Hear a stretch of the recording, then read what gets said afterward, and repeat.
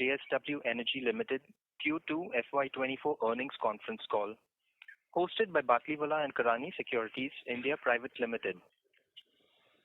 As a reminder, all participant lines will be in the listen-only mode.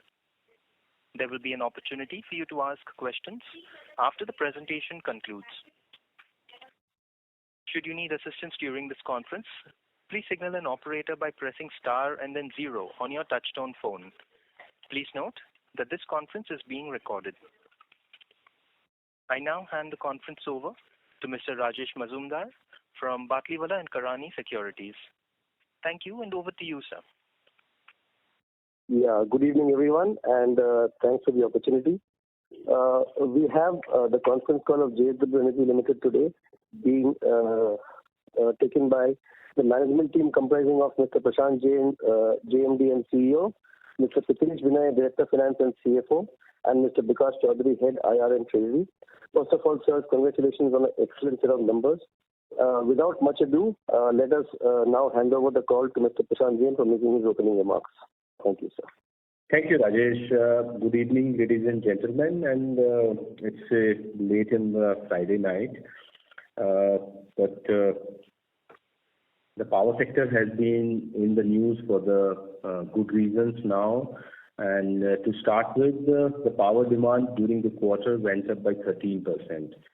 And for the year till date, it was up by more than 7%. In the month of October till date, the power demand is up in excess of 19%.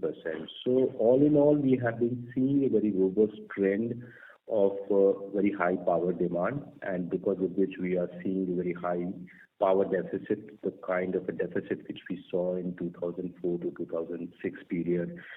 And remember, that time the grid capacity was minuscule at that point of time, close to 85 gigawatt, and today it is 200 gigawatt.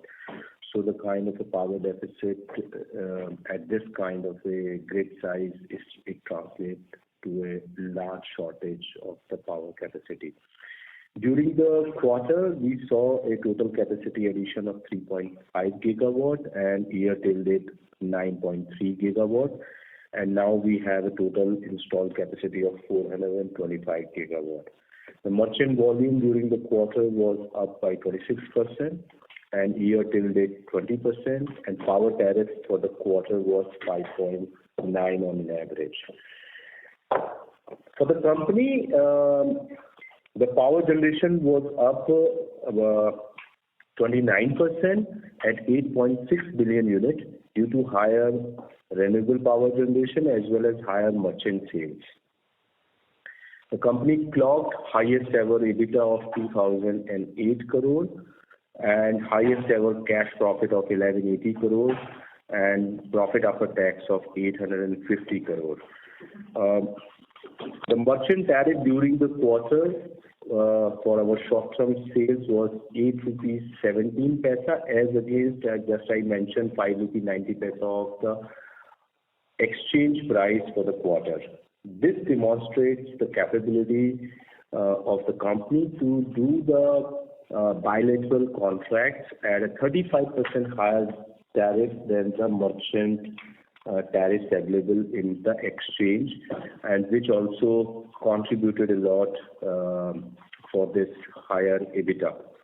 During the quarter, we commissioned 86 megawatt of SECI 10 capacity, which completed total year till date commission capacity of 216 megawatt. All our existing 2.4 gigawatt projects are running as per schedule. We have guided in the previous quarters, and you will be seeing all those capacities getting commissioned in the current quarter, current financial year and next financial year, and as per the scheduled timelines. For the in-Bharat, the boiler light-up has been done. Turbine is ready to be synchronized in next 7 days time frame. However, the transmission line, the 1 or 2 bottlenecks are being sorted out.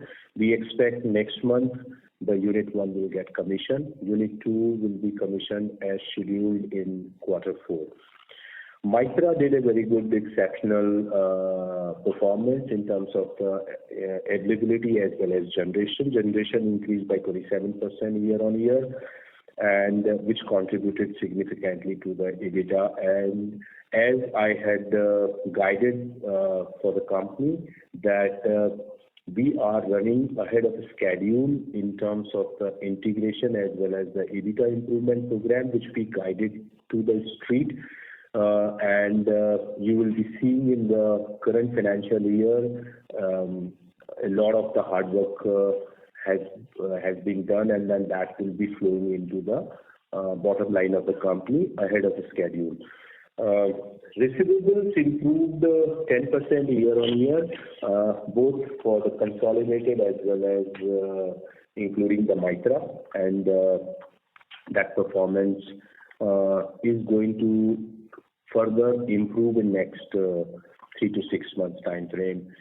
The net debt of the company stayed at 24,260 crore, and with the debt to EBITDA of 3.3 without CWIP and 4.6 with CWIP. Weighted average interest cost reduced from 8.68% to 8.51%. And there is an interesting development which we have now to share with all of you is we have been guiding for next batch of our growth. We have disclosed that there is a visibility of 10 gigawatt which is getting commissioned by December 2024. Now, JSW Energy has signed a MOU with JSW Steel for building 6.2 gigawatt of the renewable capacity, 2.7 gigawatt hour of the storage capacity, and 85 to 90,000 tons of the green hydrogen for manufacturing green steel. This 85 to 90,000 ton of green hydrogen will be associated with additional 1.8 gigawatt of the renewable capacity and 1 gigawatt hour of the storage capacity. All these things will be done by 2030. So this entails a total within the group around 9 gigawatt of or 8 gigawatt of the renewable capacity, 3.7 gigawatt hour of the storage capacity, plus the green hydrogen and green oxygen. And we will be deciding in due course about the pricing mechanism. But what I can explain is that historically, whether it is third party or the group captive, we have been doing all our projects at least mid-teen equity IRRs. With this, I would like to open the forum for question and answer. Thank you. Thank you very much. We will now begin the question and answer session. Anyone who wishes to ask a question may press star and 1 on their touchtone telephone. If you wish to remove yourself from the question queue, you may press star and 2. Participants are requested to use handsets while asking a question. Ladies and gentlemen, we will wait for a moment while the question queue assembles.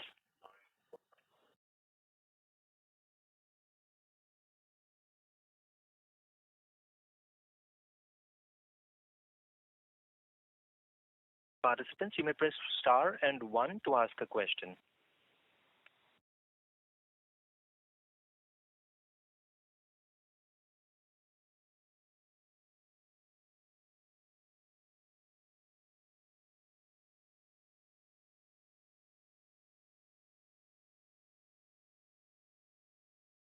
The first question is from the line of Atul Tiwari from Citigroup.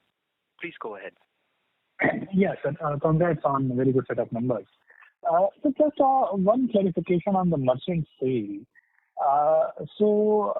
Fair to assume that this was done from Vijayanagar and Ratnagiri project, right? That's right. Right.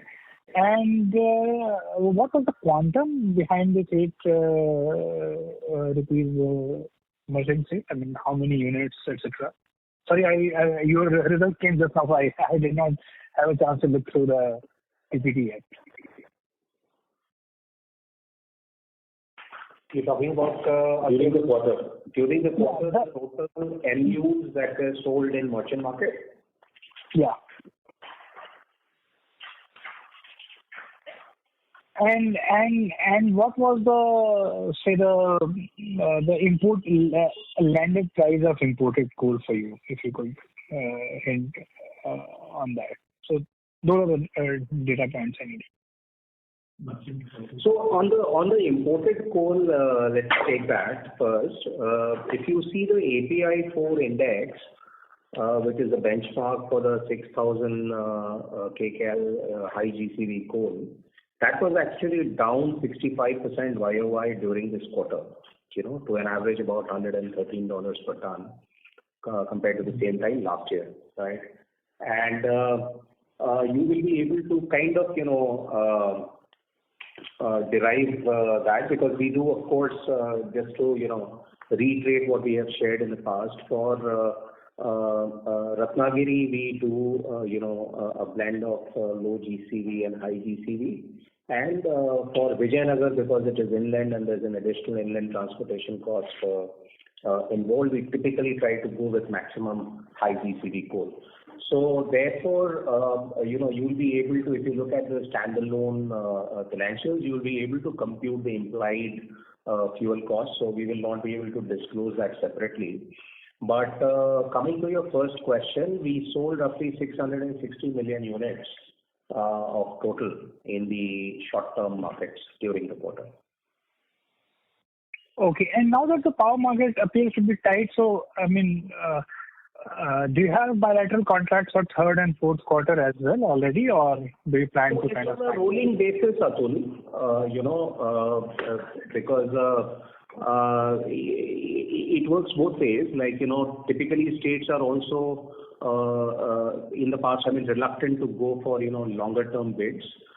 We have seen 7-day, 15-day, 30-day, but we have not really seen anything going beyond 30-day.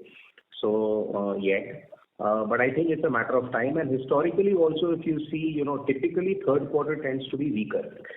So, Atul, Prashant here. So the reason why I explained this point is not from the point of view about the differential we have garnered. The point what I told is that power shortage is for real. That's why most of the DISCOMs are trying to lock in the power instead of waiting to secure it into the day-ahead market, because there is no reasonable assurance to get the availability of power. So the reason is to explain this point is to look at from that point of view, not from the point of view of any other way. I totally agree. And so just one more on that. So now that Ind Bharat Unit 1 is going to be commissioned next month, so you have already, tied up on the bilateral side, or like you want to keep it completely merchant, or what is the status of PPA? I know in past you have spoken about keeping it open and trying to take advantage, but any thought process on that? So we would like to not to say anything about that part, because on a day-to-day basis we take decision, and what is in the interest we will be doing it depending upon the market scenario. But the point is that it's a really tight market, and it will remain a tight market for many months, quarters, and years. That's true. That I agree, sir. And sir, any comment on the coal arrangement for in the Bharat? Have you managed to tie up anything from CIL or any other source? So we source the coal from the nearby mines, and we already have the coal available with us in various auctions, and we have already secured the supply till January, and beyond that is already under tied up. So for the year, whatever we are going to produce, we will be having the coal, which has been already secured from the Coal India or its subsidiaries. Through the auction mechanism, including the Shakti tranches. Yeah. Okay. Thank you, sir. Thanks.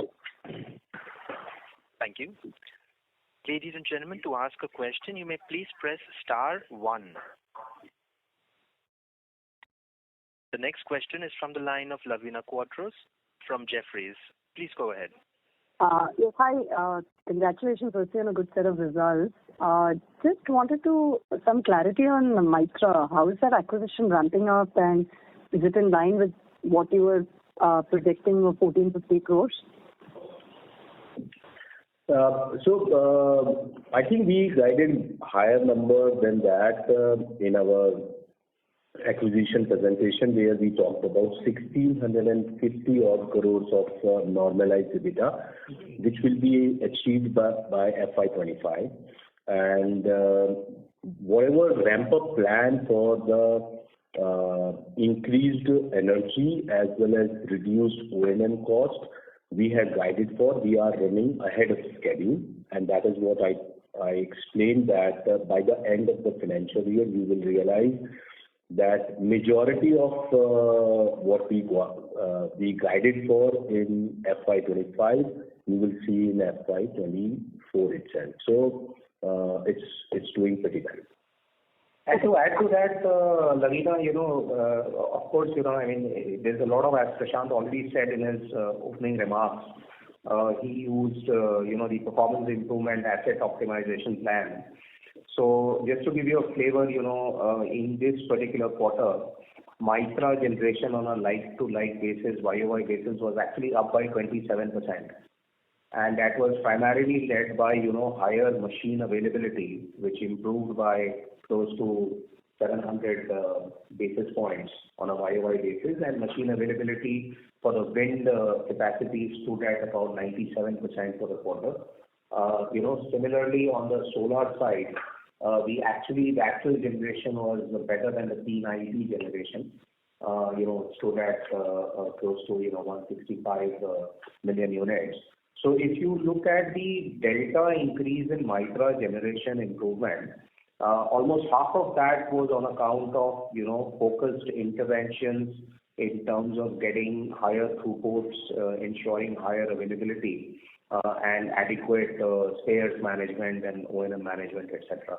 So all of that is leading to better generation, hence better revenue, optimization of O&M costs, and therefore even at the EBITDA level, what Prashant was saying, that if you go back and listen to the transcript or the recording of the call that we had done for the fourth quarter of fiscal 23, when we had consummated Mitra acquisition, we had guided to hit that normalized EBITDA run rate in about 18 months post-acquisition. But on a run rate basis point of view, we are actually ahead of those timelines. And all of that is reflected in improved EBITDA. Mitra reported an EBITDA of about 557 crores during this quarter.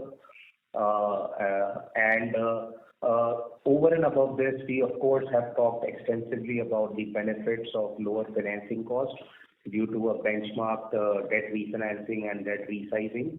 And therefore, Prashant mentioned in his opening remarks about how the weighted average interest rate during this quarter on a sequential quarter-on-quarter basis has actually gone down, despite the rate cycle not turning and MCLRs actually continuing to pressure upwards. And that was because the full impact of the debt refinancing at Mitra was flowing through. And just to add to that and close the loop, as Prashant also touched upon, that is in terms of the receivables, what is happening at Mitra portfolio. On a year-on-year basis, Mitra receivables are actually down by 30%. Compared to the same time last year. So I think that all in all, operationally, financially, it's been a very robust integration and optimization layout of the Mitra acquisition. Okay, thanks. And lastly, on green hydrogen, would you like to elaborate a little bit on, you're expanding the plans, you'll have to import the electrolyzers. Anything else you'd like to add on that front, on the ecosystem? So, Lavina, I will suggest that give us some more time. And so I think with this MOU, the whole objective is to first bring the visibility from 10 gigawatt to 20 gigawatt and also electron to molecule business. And now that is put it into the place. So maybe in a couple of months you will see that we are talking about each and every item in detail. However, already our first green hydrogen plant is under construction. Equipments have been already ordered. We are going ahead with the alkaline technology. We are importing it from the Chinese manufacturer, and the construction has already been started, and we are expecting that by March 25 this will be up and running. Okay, great. Thank you. Thank you.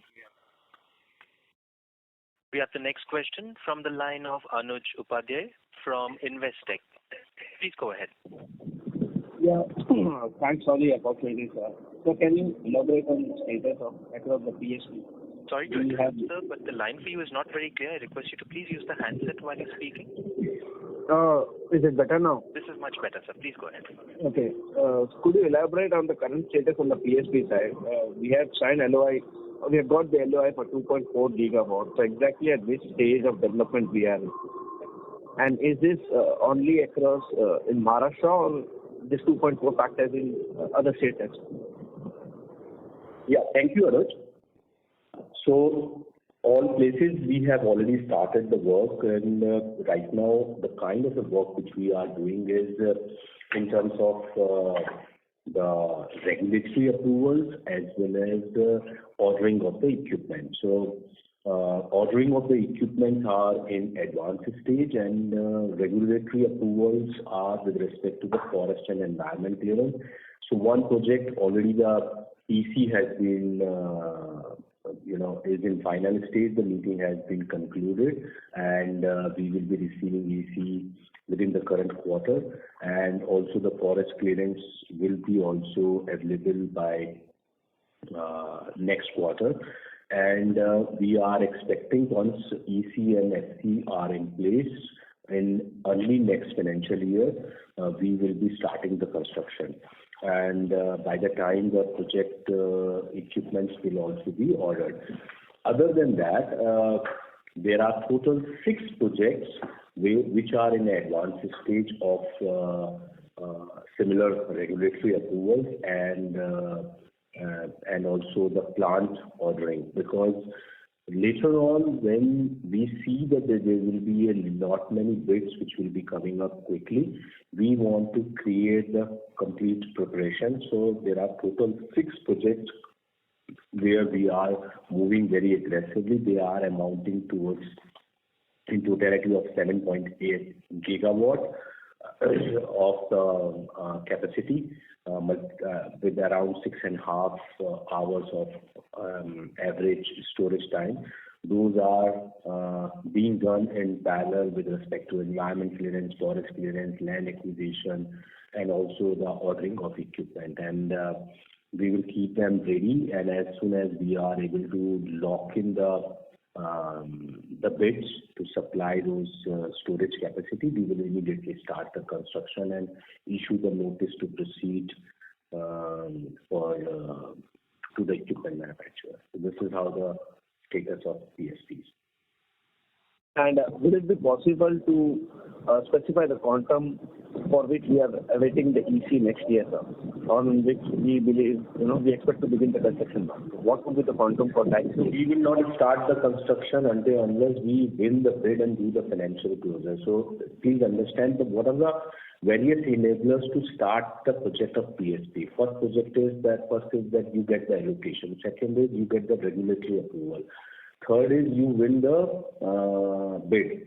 And fourth is you do the financial closure. So these are the things. So what we are doing is the allocation part is done. We are completing the regulatory approvals and then keeping the ordering ready. Now there will be the 2 milestones which we need to achieve before we put that into the construction, is winning the bid and doing the financial closure. So once we win the bid, then at that point of time, the turnaround time will be very, very less to put them into the construction. So we will be able to tell you as soon as we win more bids. Fine, sir. And lastly, all these 7 projects are in Maharashtra, or we have across other states as well? Across other states. So it's in Karnataka, it's in Maharashtra, it's in UP, and it's in Rajasthan. So these are 7 projects which are on advanced stage. Okay. And if I may please, ask another question which is related to your module manufacturing thing. So it's like what we heard in the last call is that we are probably shifting the base to another state. Could be Rajasthan. So any development over there, sir? So it is in Rajasthan. We have already acquired land. Boundary has been done. Equipments have been ordered. We have also secured a incentive package from government of Rajasthan, and it is now under construction. And as per schedule of March 2025, it will be up and commissioned. Oh, fine, sir. This will be for 1 gigawatt? Yes, sir. Okay. Thank you, sir. And thanks for the opportunity. Thank you. Ladies and gentlemen, you may please press star and 1 if you wish to ask a question. The next question is from the line of Sumit Kishore from Axis Capital. Please go ahead.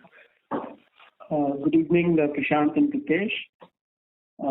My first question is on the MOU that you have signed with JSW. This generation capacity of 6.2 gigawatt is basically going to explain 60% of the increase that you do from 10 gigawatt to 20 gigawatt by 2030. So this is just formalizing the contribution that steel would have to your capacity expansion beyond 2024. Yeah, so this is 62% of that capacity, plus in addition to that, another 1.8 gigawatt, which will be coming up for green hydrogen manufacturing also. Right. So all in all, total around 8 gigawatt we have a visibility, plus we will be doing sticky projects or maybe acquisitions, maybe we will be having C&I portfolio. So all everything is available in front of us. So whatever is remunerative, we will continue to lock in. But you can really see that 80% is having a clear visibility, which will be within our control. Right. So now, given that you have 80% visibility, is there, any sense of whether the 20 gigawatt number itself is going to get upgraded?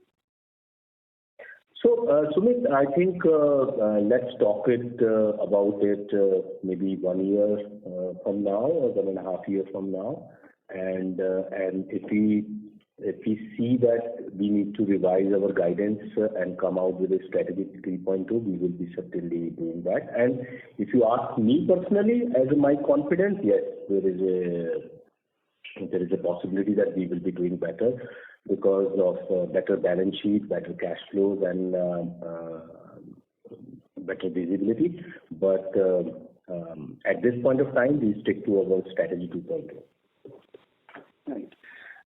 The energy storage projects that are mentioned in the MOU of 2.7 gigawatt, are these going to come from your pumped storage hydro capacity, or is it going to be new battery energy storage system projects? So what is the combination? So it will be Sumit combination, and depending upon the needs. So we are seeing that 3.7 gigawatt hour will be for JSW steel perspective, 1 gigawatt hour for hydrogen, and 2.7 gigawatt hour for coupled with RE generation. So, but it will be a combination for sure. Right. So this 2.7 gigawatt hour is separate from the storage solution that you will have to combine with the RE power solution for green hydrogen. That's right. Right. Right. So, I mean, in JSW 2.0 strategy, you had talked about a 20,000 crore kind of an EBITDA by FY30, almost a 6 to 6.5x increase over the 30 billion plus rupee run rate that you were doing. So that number, if I were to just think aloud here, has an upside with this MOU that you have signed? Because there are fresh projects which have got added to the tally. Yeah, that's true. Right. Also, if you could speak about, the battery energy storage system project in terms of progress there. Have you tied up, the battery, etc.? How close are we to actual implementation of the project? Because you marked this for completion before CY24 end. And an associated question on the site program, is there any progress in terms of bids being submitted, and when is progress expected there? So we are absolutely ready. I think there is a little bit of delay on signing the PPA because there are certain approvals which SECI is taking. And since it's being the first of its kind project where central government is also giving certain subsidy to the DISCOMs who are availing this, and there are certain procedural aspects of that, and because of that, there is a delay in signing the PPA, which can happen any time. And once we sign the PPA, we will be immediately awarding the contract, and we will execute the project as per the schedule because the time taking will be not much, and other things are already ready. And so we do not see any kind of a challenge in terms of the execution of the project or on the timeline which we have guided for at this point of time, but there are the procedural delays. Right. And how is that site program progressing in terms of, new opportunities coming up there? The site, yes, it's work in progress, and as and when the tender under the National Green Hydrogen Mission is done, we will definitely evaluate. I believe, originally the bids were supposed to go sometime in September, and then they deferred it. So let's wait for that. But yes, I mean, that is another potential optionality. But with this MOU that we have signed with JSW Steel, it puts us in a very, a relatively better spot to participate in the site tenders because you now have an end-use project to be eligible for this almost like a PLI equivalent scheme that what site really is, right?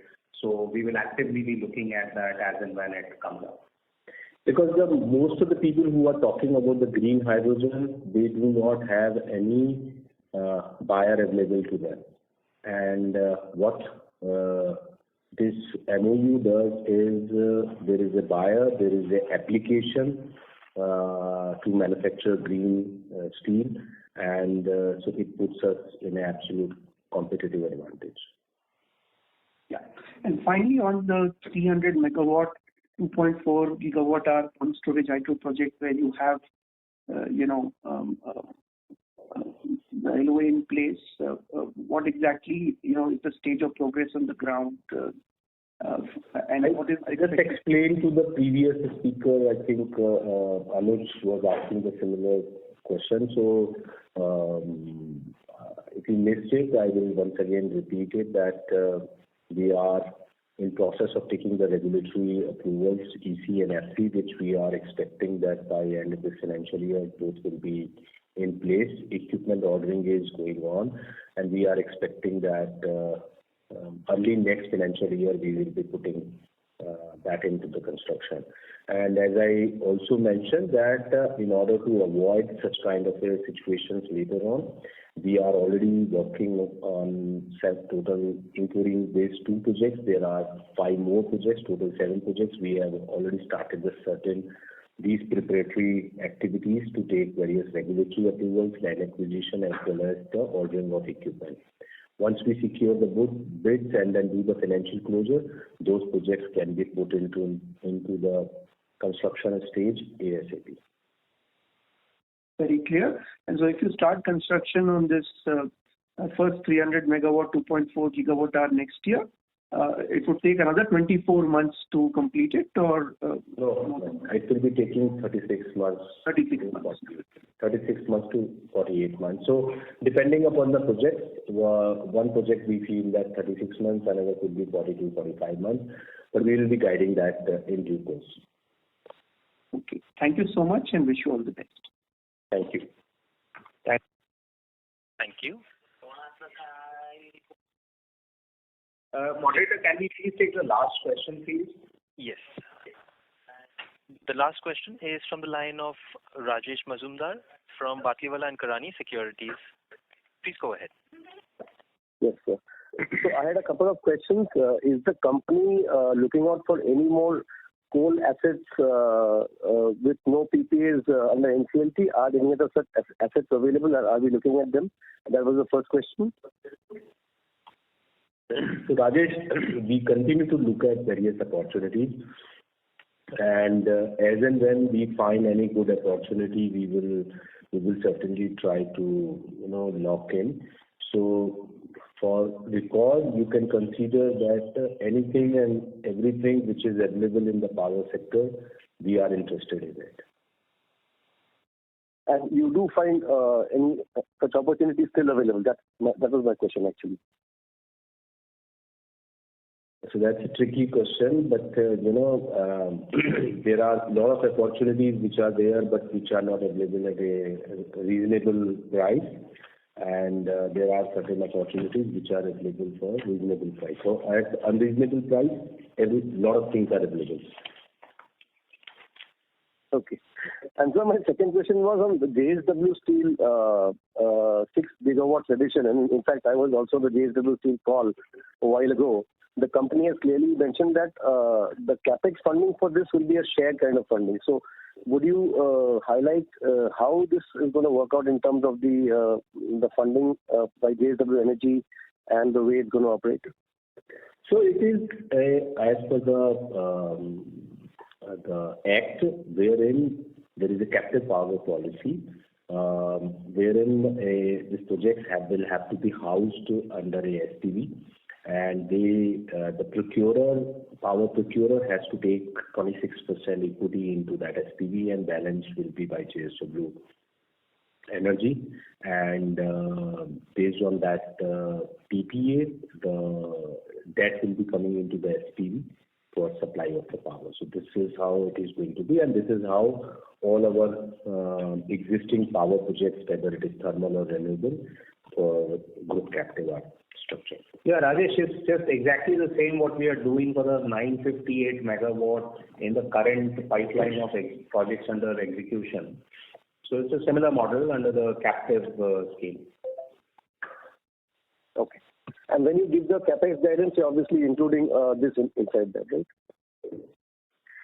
Yeah. It will be similarly like we have already guided for a long-term capex plan, which is under the strategy 2.0, and so it will be guided under that. Right, so that's useful. Thank you so much. And I don't think there are any more questions. So thank you very much, sir, for the opportunity. And if you would like to make some concluding remarks, we can conclude the call. No, thank you very much, ladies and gentlemen, and happy Navratri and happy Dussehra to all of you and your family. Thank you. Thank you. On behalf of Batlivala and Karani Securities, that concludes this conference. Thank you all for joining us. You may now disconnect your lines.